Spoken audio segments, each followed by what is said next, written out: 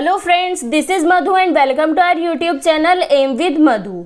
दोस्तों, इस वीडियो में हम पढ़ेंगे बहुत ही इंपॉर्टेंट टॉपिक जीन पियाजे को। आपका कोई भी टीचिंग से रिलेटेड एग्जाम जिसमें चाइल्ड साइकोलॉजी यानी कि बाल मनोविज्ञान का पोर्शन आता हो, उसमें जीन पियाजे सबसे इम्पोर्टेंट है। सीटेट और यूपीटेट में तो जीन पियाजे से काफ़ी क्वेश्चंस पूछे जाते हैं।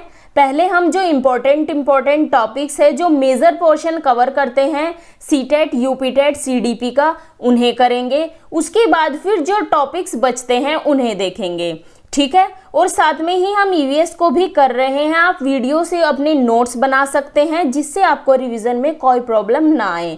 ईवीएस जो हम एनसीईआरटी से कवर कर रहे हैं, आप उसे प्लेलिस्ट में जाकर चेक कर सकते हैं। तो चलिए स्टार्ट करते हैं। सबसे पहले हम जीन पियाजे के बारे में देखते हैं। जो जीन पियाजे है ये स्विट्जरलैंड के मनोवैज्ञानिक थे। कहाँ के मनोवैज्ञानिक थे जीन पियाजे? स्विट्जरलैंड के मनोवैज्ञानिक थे। जीन पियाजे ने अपनी अवधारणा संज्ञानात्मक विकास यानी कि कॉग्निटिव डेवलपमेंट पर दी। पियाजे इस बात में रुचि रखते थे कि जो बालक होते हैं उनकी बुद्धि का विकास किस प्रकार होता है। इसके लिए इन्होंने अपने खुद के बच्चों पर रिसर्च की। जैसे जैसे इनके बच्चे बड़े होते गए, ये अपने बच्चों के मानसिक विकास का अध्ययन करते रहे। इसके बाद इन्होंने अपने विचारों का प्रतिपादन किया, जिन्हें आज हम संज्ञानात्मक विकास के सिद्धांत के नाम से जानते हैं। तो जो संज्ञानात्मक विकास का सिद्धांत है वो किसने दिया था? वो दिया था जीन पियाजे ने।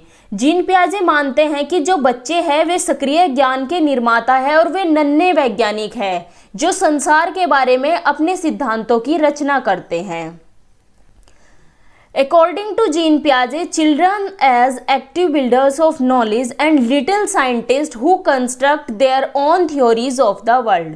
तो जो जीन पियाजे है ये मानते हैं कि बच्चे लिटिल साइंटिस्ट है जो अपनी नॉलेज को कंस्ट्रक्ट करते हैं फिजिकल वर्ल्ड के साथ इंटरेक्शन करके। तो जीन पियाजे कहाँ के थे? जीन पियाजे स्विट्जरलैंड के थे। इन्होंने अपनी अवधारणा संज्ञानात्मक विकास पर दी थी। इनके अनुसार बच्चे सक्रिय ज्ञान के निर्माता और नन्हे वैज्ञानिक है जो संसार के बारे में अपने सिद्धांतों की रचना करते हैं। जीन पियाजे जो थे इन्हें फादर ऑफ चाइल्ड साइकोलॉजी भी कहा जाता है, क्योंकि इन्होंने अपनी थ्योरी में सारा कुछ बच्चों पर ही रिसर्च किया। इसी वजह से जीन पियाजे को फादर ऑफ चाइल्ड साइकोलॉजी भी कहते हैं। अब एक पॉइंट है, एक वर्ड है इनेटिस्ट यानी कि सहज प्रत्ययवादी। इनेटिस्ट कौन होते हैं? जो लोग हेरिडिटी को ज़्यादा इम्पोर्टेंस देते हैं, जो लोग मानते हैं कि हेरिडिटी ज़्यादा इम्पोर्टेंट है एनवायरनमेंट के बजाय, उन्हें कहा जाता है इनेटिस्ट। और पियाजे भी एक इनेटिस्ट थे। जो ये इनेटिस्ट लोग होते हैं ये मानते हैं कि बच्चे कुछ जन्मजात अक्षमताओं के साथ पैदा होते हैं, वे ब्लैंक स्लेट नहीं हैं। तो जो इनेटिस्ट है ये हेरिडिटी को ज़्यादा इम्पोर्टेंस देते हैं एनवायरनमेंट की बजाय, और पियाजे भी एक इनेटिस्ट थे। क्लियर? पियाजे को फादर ऑफ जेनेटिक एपिस्टोमोलॉजिस्ट भी कहते हैं। क्या बोला जाता है पियाजे को? Father of genetic epistemologist. अब ये जो एपिस्टोमोलॉजी है इसका क्या मतलब है? जो एपिस्टोमोलॉजी है इसका मतलब है स्टडी ऑफ नॉलेज यानी कि ज्ञान का अध्ययन। पियाजे मानते हैं कि ज्ञान के निर्माण में वंशानुक्रम यानी कि जेनेटिक्स का बहुत रोल है। इसलिए पियाजे को फादर ऑफ जेनेटिक एपिस्टोमोलॉजिस्ट कहते हैं। क्यों कहते हैं? क्योंकि जो पियाजे की रिसर्च थी वो सभी हेरिडिटी पर ही की थी उन्होंने रिसर्च, और पियाजे ने एनवायरनमेंट को ज़्यादा इम्पोर्टेंस नहीं दी। पियाजे की रिसर्च वंशानुक्रम पर ही थी और पियाजे ने वातावरण को ज़्यादा प्राथमिकता नहीं दी। इसी वजह से इन्हें फादर ऑफ जेनेटिक एपिस्टोमोलॉजिस्ट कहा जाता है। पियाजे के अनुसार संज्ञानात्मक विकास। पियाजे के अनुसार संज्ञानात्मक विकास क्या है? पियाजे मानते हैं कि जैसे जैसे बच्चों की एज बढ़ती जाती है उनका मानसिक विकास होता जाता है। वे कहते हैं कि बच्चे हैं सक्रिय ज्ञान के निर्माता। ये चीज़ों के साथ क्रिया करके अपनी नॉलेज को कंस्ट्रक्ट करते हैं। क्या करते हैं? चीज़ों के साथ क्रिया करते हैं बच्चे और उससे अपनी नॉलेज को कंस्ट्रक्ट करते हैं। पियाजे के अनुसार संज्ञानात्मक विकास क्या है? इनके अकॉर्डिंग संज्ञानात्मक विकास है असंतुलन से संतुलन तक जाना। क्या है? असंतुलन से संतुलन तक जाना। अब असंतुलन क्या है? असंतुलन वो स्थिति है जब बच्चा किसी चीज को लेकर भ्रमित मतलब कि कंफ्यूजन में होता है। जब बच्चा किसी चीज को लेकर कंफ्यूज होता है उसे कहते हैं असंतुलन। उसके बाद संतुलन क्या है? जब बच्चे का कंफ्यूजन दूर हो जाता है उसे कहते हैं संतुलन। अब बीच में दिया हुआ है इक्विलिब्रेशन प्रोसेस। अब इक्विलिब्रेशन प्रोसेस क्या है? इसे सामयिकरण कहा जाता है हिंदी में। ये जो प्रक्रिया है ये असंतुलन से संतुलन तक जाने को बोला जाता है इक्विलिब्रेशन प्रोसेस, यानी कि सामयिकरण की प्रक्रिया। ये जो सामयिकरण की प्रक्रिया है ये काफ़ी बड़ी है, इसलिए इसे दो भागों में विभाजित किया गया है। कौन कौन से भागों में? एडेप्टेशन यानी कि अनुकूलन और ऑर्गेनाइजेशन यानी कि व्यवस्थीकरण। अब जो एडेप्टेशन है, अनुकूलन, वो भी एक बहुत बड़ी प्रक्रिया है, उसे भी दो भागों में बांटा गया है, आत्मसात्करण और समायोजन, यानी कि एसिमिलेशन और एकोमोडेशन। तो हमें अब पढ़ना है कि एसिमिलेशन क्या है, एकोमोडेशन क्या है, ऑर्गेनाइजेशन क्या है, इन सभी चीज़ों को हमें अब डिटेल में पढ़ना है। लेकिन इन्हें पढ़ने से पहले हमें एक टर्म का जानना बहुत ज़रूरी है। तो क्या है वह टर्म? वह टर्म है स्कीमा। क्या है स्कीमा? दुनिया में हम चीज़ों को कैसे समझते हैं, उसे कैसे बोला जाता है, वो है स्कीमा। स्कीमा लोगों को अपने ज्ञान को संगठित करने में मदद करता है। क्या है स्कीमा? जो दुनिया के बारे में हम अपनी समझ बनाते हैं वो किस तरीके से बनाते हैं, वो है स्कीमा। अब एक एग्जाम्पल से समझते हैं इसको, स्कीमा को, कि एक छोटा बच्चा सभी जेंट्स को पापा और सभी लेडीज़ को मम्मा बोलता है। वह ऐसा क्यों करता है? क्योंकि उसने अपने माइंड में एक स्कीमा बनाया हुआ है कि हर पापा जैसे दिखने वाले लोग पापा और मम्मी जैसे दिखने वाली औरत मम्मी होती है। लेकिन जब वो थोड़ा बड़ा होता है उसके पेरेंट्स उसे बताते हैं कि नहीं बेटा, पापा नहीं ये चाचा है, ये मम्मी नहीं ये चाची है। जब उसे ये बताया जाता है तब बच्चा असंतुलन यानी कि कंफ्यूजन में है, क्योंकि उसने तो अपना मन में स्कीमा बनाया हुआ है ना, मम्मी पापा का स्कीमा बनाया हुआ है कि हर जेंट्स पापा और हर लेडीज़ मम्मी होगी। तो बच्चा है अब असंतुलन की स्थिति में, यानी कि बच्चा है अब इक्विलिब्रियम में। अब बच्चा इस स्कीमा को ठीक कैसे करता है कि पापा नहीं ये चाचा है और मम्मी नहीं ये चाची है? तो इस प्रोसेस को बोला जाता है एकोमोडेशन यानी कि समायोजन। समायोजन में दो चीज़ें आती है, फर्स्ट है कि नया स्कीमा बनाना और दूसरा है पुराने स्कीमा को ठीक करना। जैसे बच्चे ने किया, बच्चे के फादर ने बताया कि, या बच्चे के पेरेंट्स ने बताया कि ये चाचा है ये चाची है, बच्चे ने अपना पुराना जो स्कीमा था उसको बदला, उसको ठीक किया, तो इसको बोला जाता है समायोजन यानी कि एकोमोडेशन। अब एसिमिलेशन का क्या मतलब होता है? एसिमिलेशन का मतलब होता है कि जो आपका पुराना स्कीमा बना हुआ है उसमें नई जानकारी को जोड़ना। क्या है एसिमिलेशन? पुराने स्कीमे में नई जानकारी को जोड़ना है एसिमिलेशन। और अब ऑर्गेनाइजेशन यानी कि व्यवस्थीकरण क्या है? हम प्रतिदिन इतनी सारे स्कीमा बनाते हैं कि इतने स्कीमा को अरेंज करना, उन्हें कैटेगरी वाइज अपने आप में डिवाइड करना होता है हमें। जैसे आप अपने घर में किसी भी चीज़ को अरेंज करते हैं, हर चीज़ उसके प्रॉपर प्लेस पर ही रखते हैं, उसी तरह से स्कीमा के अरेंजमेंट को बोला जाता है व्यवस्थीकरण। ठीक है। एसिमिलेशन क्या है? एसिमिलेशन का मतलब होता है स्कीमा में नई जानकारी को जोड़ना।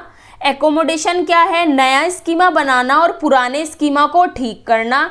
ऑर्गेनाइजेशन क्या है? व्यवस्थीकरण करना स्कीमा का। ठीक है, क्लियर?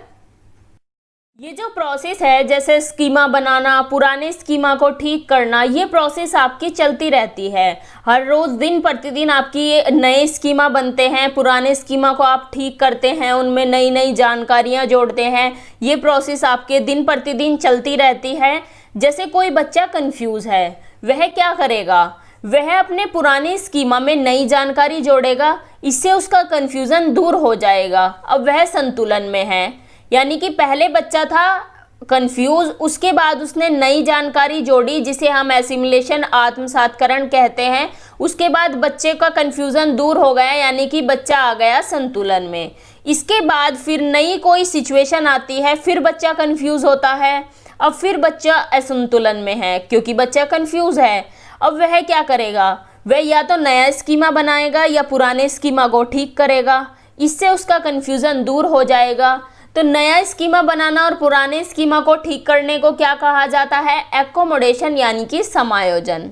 ठीक है, अब बच्चा फिर कंफ्यूजन उसका दूर हो जाएगा। तो ये प्रोसेस उसकी चलती रहेगी कि कभी कंफ्यूज होगा, नया स्कीमा बनाएगा, तो एसिमिलेशन, इक्विलिब्रेशन, नई सिचुएशन आना, डिसइक्विलिब्रेशन और एकोमोडेशन यानी कि आत्मसातकरण, संतुलन, नई परिस्थिति, असंतुलन और समायोजन, ये जो प्रोसेस है ये कंटिन्यूअस चलती रहती है।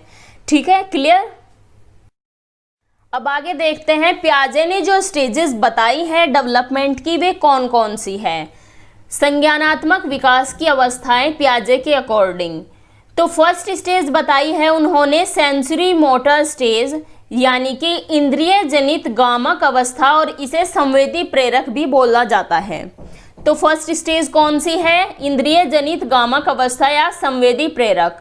ये जो स्टेज है ये जन्म से 2 वर्ष तक है। पहले हम सभी स्टेजों के नाम देख लेते हैं, उसके बाद उन्हें हम डिटेल में डिस्कस करेंगे।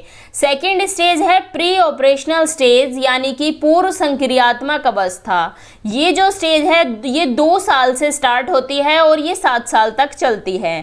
थर्ड स्टेज है कंक्रीट ऑपरेशनल स्टेज यानी कि मूर्त संक्रियात्मक अवस्था, ये 7 साल से 11 साल तक है। और फोर्थ स्टेज है फॉर्मल ऑपरेशन स्टेज, या ये जो स्टेज है ये 11 से 15 साल तक है। इसे हिंदी में बोला जाता है अमूर्त संक्रियात्मक अवस्था।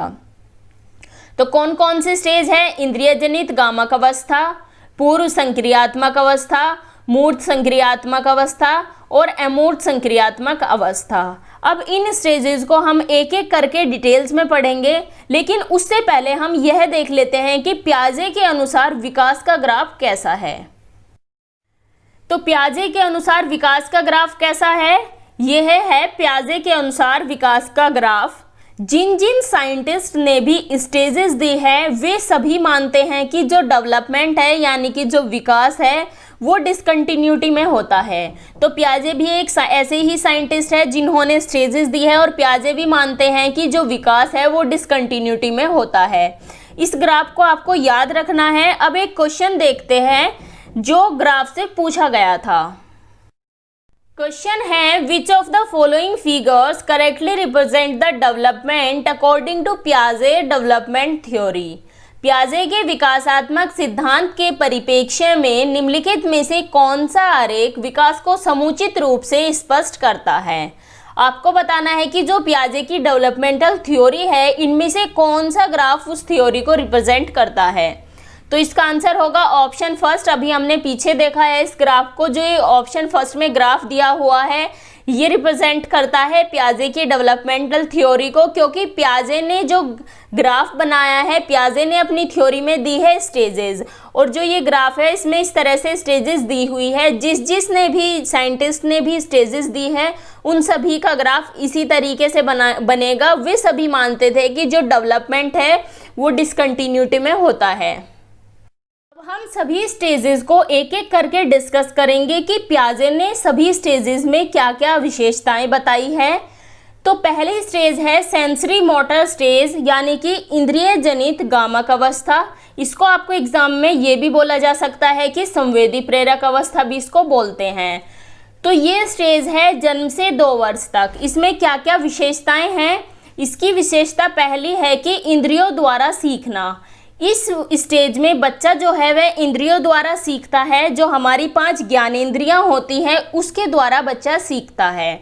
आपने देखा होगा कि जब बच्चे को भूख लगती है वह रोता है। अगर आप बच्चे को कोई खिलौना दोगे, कोई टॉयज दोगे तो वो अपने मुंह में डाल लेगा। बच्चा अपना हाथ पैर हिलाता है, बच्चा अपनी आंखों को इधर उधर घुमाता है। तो ये सभी है इंद्रियों द्वारा सीखना। तो जब बच्चा होता है सेंसरी मोटर स्टेज में वह अपनी इंद्रियों द्वारा सीखता है। ठीक है, अब नेक्स्ट पॉइंट है डेफर्ड इमिटेशन। डेफर्ड इमिटेशन क्या होता है? डेफर्ड इमिटेशन का मतलब होता है कि नकल से सीखना। जब बच्चा इस स्टेज में होता है तो बच्चा दूसरों की नकल करके सीखता है। आप इमेज में देख सकते हैं कि कैसे बच्चा अपनी मदर की नकल कर रहा है। इस तरह बच्चा सबकी नकल करता है और नकल करने से वह सीखता है। ठीक है, अब नेक्स्ट पॉइंट है ऑब्जेक्ट परमानेंस, यानी कि वस्तु स्थायित्व। वस्तु स्थायित्व का क्या मतलब होता है, इसे हम एक उदाहरण से देखते हैं कि आपने बच्चे को कोई टॉय दिया। टॉय देने के बाद में आपने उसे कुछ टाइम तक दे के रखा, उसके बाद उस टॉय को पीछे अपने छिपा लिया और बच्चे को बोल दिया कि टॉय को चिड़िया ले गई। तो बच्चे अब नहीं समझ पाएगा कि टॉय को चिड़िया लेकर गई है या नहीं।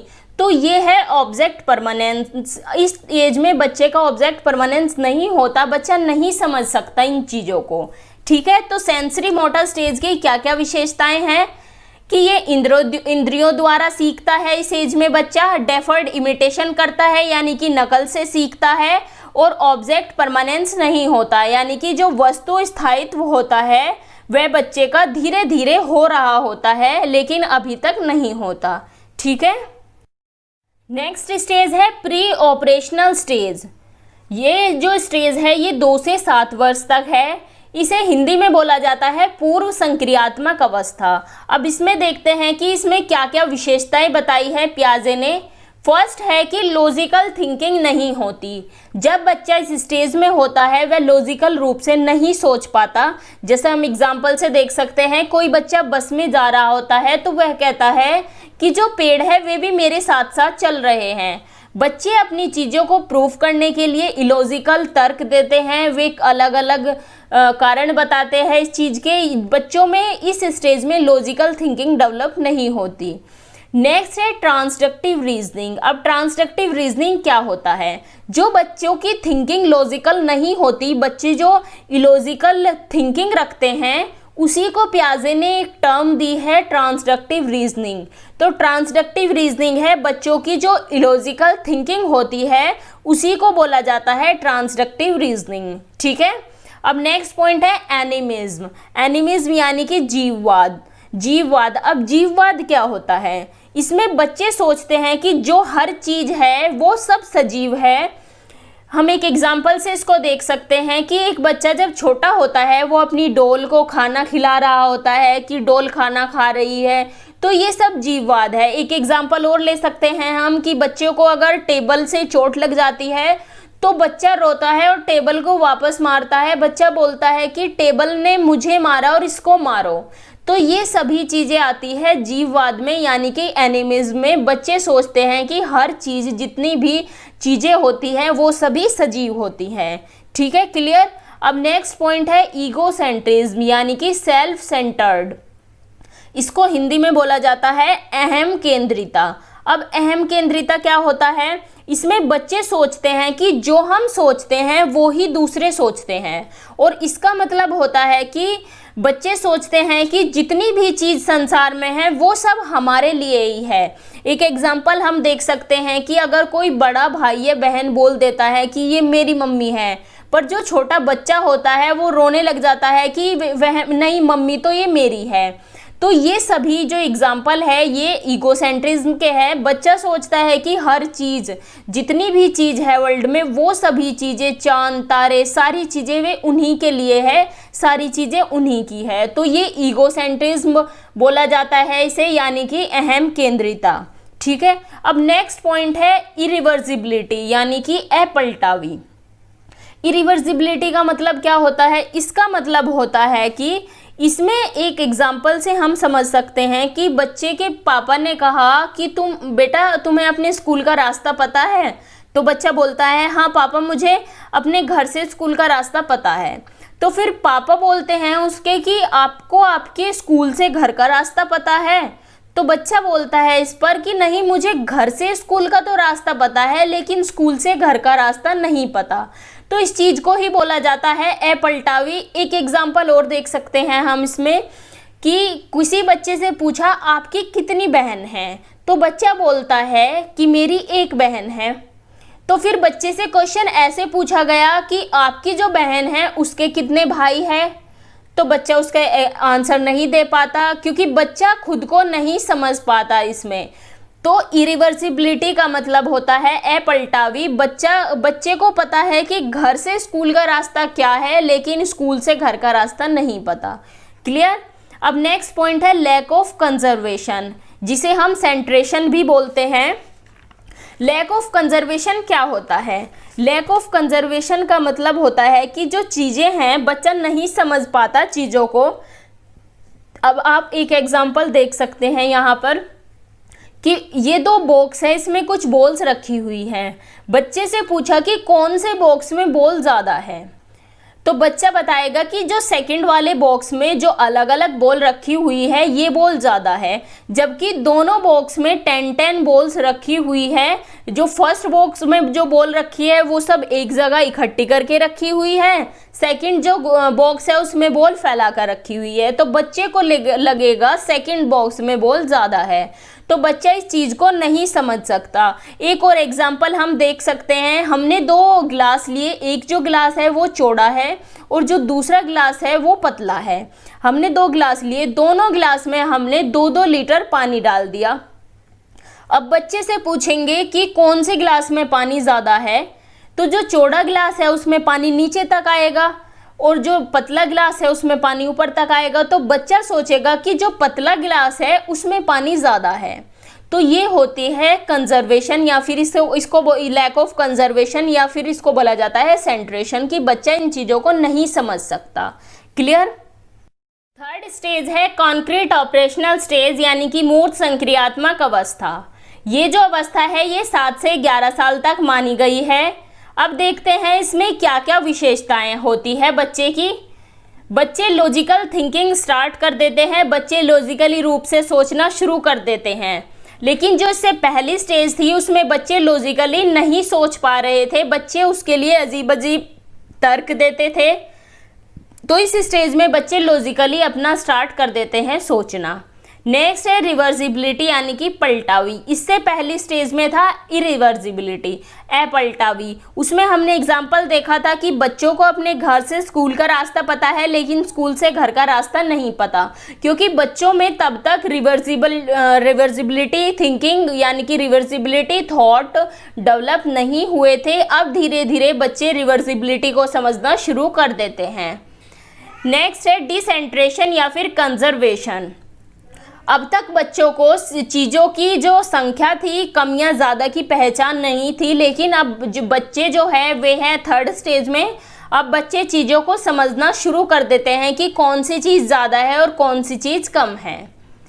नेक्स्ट है कॉज एंड इफेक्ट को समझने लगते हैं। ये भी पॉइंट पिछली स्टेज में नहीं था बच्चों का। अब जब बच्चे थर्ड स्टेज में आ गए हैं, बच्चों को पता चल गया है कि किस कॉज का क्या इफेक्ट होगा, ये सभी चीज़ें बच्चे समझने लग गए हैं।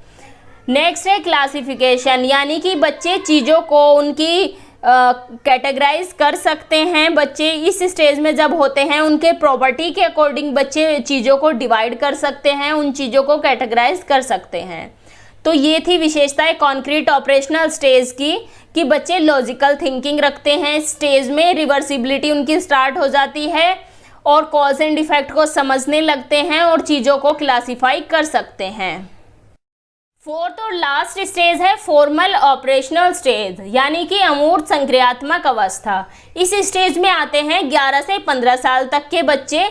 इस स्टेज की क्या क्या विशेषताएं हैं? पहली है कि इसमें बच्चे एब्स्ट्रैक्ट थिंकिंग रखते हैं, बच्चे अमूर्त रूप से चिंतन करना शुरू कर देते हैं, यानी कि जो चीज़ें हमारी आंखों के सामने भी नहीं होती, बच्चे उनके बारे में भी चिंतन करना शुरू कर देते हैं। नेक्स्ट पॉइंट है हाइपोथेटिकल थिंकिंग।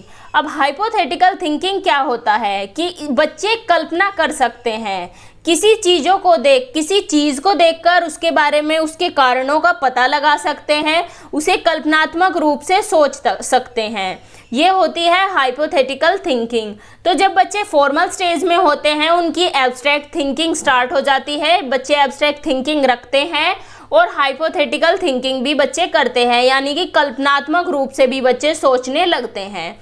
तो ये विशेषताएं थी फॉर्मल ऑपरेशनल स्टेज की। अब बात करते हैं एजुकेशनल इम्प्लीकेशंस ऑफ पियाजे थ्योरी, यानी कि जो हमने पियाजे की थ्योरी पढ़ी है उसे हम एजुकेशन में कैसे इम्प्लाई कर सकते हैं। पियाजे के सिद्धांत का शैक्षिक निहितार्थ। सबसे पहला पॉइंट है कंस्ट्रक्टिविस्ट यानी कि रचनावादी। जो क्लासरूम्स है वो कंस्ट्रक्टिविस्ट होने चाहिए, क्योंकि पियाजे मानते थे कि बच्चे हैं लिटिल साइंटिस्ट, वे अपने फिजिकल वर्ल्ड के साथ इंटरेक्ट करके नॉलेज को या फिर चीज़ों को कंस्ट्रक्ट करते हैं। तो अब क्लासरूम कंस्ट्रक्टिविस्ट कैसे बनेंगे? जब क्लास में डिस्कवरी लर्निंग कराई जाएगी यानी कि खोज द्वारा सिखाया जाएगा, तब बनेंगे क्लासरूम कंस्ट्रक्टिविस्ट। और एक और बात है कि प्रॉब्लम सॉल्विंग एक्टिविटीज़ भी उन्हें कराई जाए। जब डिस्कवरी लर्निंग होगी और प्रॉब्लम सॉल्विंग एक्टिविटीज़ कराई जाएगी, नई नई एक्टिविटीज़ में उन्हें एंगेज किया जाएगा, तब बनेंगे क्लासरूम कंस्ट्रक्टिविस्ट। ठीक है। अब नेक्स्ट पॉइंट है कि टीचर का रोल क्या होना चाहिए। टीचर का रोल होना चाहिए एज ए फैसिलिटेटर, यानी कि टीचर को मार्गदर्शक के रूप में बच्चों का मार्गदर्शक होना चाहिए, वह उनका सहायक होना चाहिए। ठीक है। अब नेक्स्ट है इंडिविजुअल डिफरेंसेस, यानी कि हमें क्लासरूम में इंडिविजुअल डिफरेंसेस पर भी ध्यान देना चाहिए कि हर बच्चा अलग है, हर बच्चा अलग तरीके से सीखता है। तो इंडिविजुअल डिफरेंसेस भी बहुत ज़्यादा ज़रूरी है किसी कंस्ट्रक्टिविस्ट क्लासरूम के लिए, और किसी एक अच्छे क्लासरूम के लिए बच्चों को सिखाने के लिए अच्छे से इंडिविजुअल डिफरेंसेस बहुत ज़्यादा ज़रूरी है। नेक्स्ट है रेडीनेस। अब रेडीनेस का क्या मतलब होता है? रेडीनेस का मतलब है कि आप बच्चों को तभी सिखा सकते हैं जब बच्चे उस चीज़ को सीखने के लिए रेडी हो। रेडी कैसे? हम एक एग्जांपल से समझ सकते हैं कि आप 8th क्लास के बच्चे का, यानी कि 8th क्लास का जो मैथ्स है या फिर साइंस, कोई भी सब्जेक्ट 3rd या 2nd क्लास के बच्चे को नहीं समझा सकते, नहीं पढ़ा सकते, क्योंकि वह मेंटल रूप से, वह मानसिक रूप से उस चीज़ को समझने के लिए तैयार नहीं है। इसी को बोला जाता है रेडीनेस। ठीक है। तो जो क्लासरूम है वे कंस्ट्रक्टिविस्ट होने चाहिए, बच्चों को डिस्कवरी लर्निंग कराई जानी चाहिए, प्रॉब्लम सॉल्विंग एक्टिविटीज़ में उन्हें एंगेज किया जाना चाहिए, और टीचर का रोल मार्गदर्शक के रूप में होना चाहिए, और कक्षा में व्यक्तिगत भिन्नता पर भी ध्यान देना चाहिए, और बच्चों को तभी सिखाया जाए जब वे सीखने के लिए रेडी हो। ठीक है, क्लियर? अब देखते हैं क्रिटिसिज्म ऑफ पियाजे थ्योरी, यानी कि पियाजे ने जो अपनी थ्योरी दी थी उसकी आलोचना क्यों की गई। पियाजे के सिद्धांत की आलोचना को देखते हैं। सबसे पहले है कि पियाजे की आलोचना की गई क्योंकि पियाजे मानते थे कि बालकों में होने वाला संज्ञानात्मक विकास एक निश्चित अवस्था में, निश्चित अवधि में होता है, लेकिन ऐसा नहीं होता। कुछ बच्चे जल्दी ही सीख जाते हैं। पियाजे का मानना था कि जो बच्चे हैं वो एक स्टेज में आकर कुछ निश्चित चीज़ सीखते हैं, फिर अगली स्टेज में जाते हैं, उसमें कुछ चीज़ सीखते हैं, लेकिन ऐसा नहीं है। बच्चों में इंडिविजुअल डिफरेंसेस भी पाए जाते हैं। कोई बच्चा किसी चीज़ को बहुत जल्दी सीख लेता है और कोई बच्चा किसी चीज़ को सीखने में काफ़ी टाइम लेता है। तो इसी वजह से पियाजे को क्रिटिसाइज़ किया गया, क्योंकि पियाजे ने दी है स्टेजेस, और उन स्टेजेस में उन्होंने बताया है कि इस पर्टिकुलर स्टेज में बच्चा ये चीज़ें सीखता है, लेकिन ऐसा नहीं है। नेक्स्ट पॉइंट है, उन्होंने समाज और संस्कृति के प्रभाव को भी इग्नोर किया है। इस वजह से भी पियाजे को क्रिटिसाइज किया गया है कि पियाजे ने सोसाइटी और कल्चर का जो इम्पैक्ट पड़ता है उसे भी इग्नोर किया है। नेक्स्ट पॉइंट है कि उन्होंने प्रशिक्षण यानी कि ट्रेनिंग के प्रभाव को भी नकारा है। पियाजे ने जो अपनी स्टेजेस दी हैं उसमें बताया है कि बच्चे कैसे कैसे कौन से स्टेज में क्या क्या सीखते हैं, लेकिन उन्होंने इस चीज़ को इग्नोर किया है कि अगर किसी बच्चे को ट्रेनिंग दी जाए, उसे ट्रेन किया जाए, तो वह अपनी एज से ज़्यादा की चीज़ें भी सीख सकता है। तो इसी वजह से ये सभी क्रिटिसिज्म थी, इसी वजह से पियाजे को क्रिटिसाइज़ किया गया। ठीक है, यहाँ होता है आपका पियाजे का टॉपिक कंप्लीट। सभी चीज़ें जो पियाजे से रिलेटेड आपके एग्जाम के पॉइंट ऑफ व्यू से इम्पोर्टेंट थी वो सभी टॉपिक्स हमने इसमें कर लिए हैं। अब नेक्स्ट वीडियो में हम इनसे रिलेटेड कुछ क्वेश्चंस को डिस्कस करेंगे। तो चलिए मिलते हैं आपसे नेक्स्ट वीडियो में। Thanks for watching. अगर आपको वीडियो अच्छी लगी हो तो इसे लाइक करें, अपने व्हाट्सएप स्टडी ग्रुप में शेयर करें और चैनल को सब्सक्राइब करें, और साथ ही बेल आइकन को भी प्रेस कर दें जिससे आपको लेटेस्ट वीडियो के नोटिफिकेशंस मिलते रहें।